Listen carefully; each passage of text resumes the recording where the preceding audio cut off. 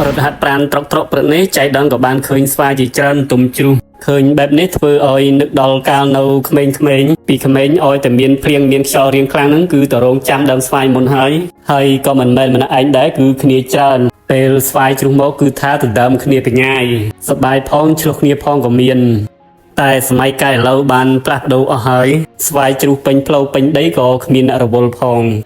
ហើយខ្ញុំអានេះត្បិតតែចាស់បន្តិចមែនតែចរិតនៅក្មេងឡើយទេរើសស្វាយមកឃើញថានៅល្អធ្វើអនាម័យវាបន្តិចលាងទឹកឲ្យស្អាតហើយក៏ខំនៅនឹងកន្លែងតែម្ដង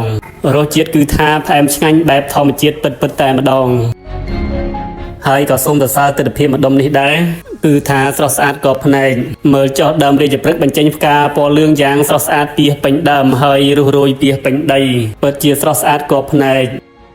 សម្រាប់ដើមរាជព្រឹកនេះអ្នកខ្លះក៏គេហៅថាផ្កាលឿងរាជដើមនេះវារីកផ្កានៅរដូវក្តៅឬក៏ដើមរដូវវស្សា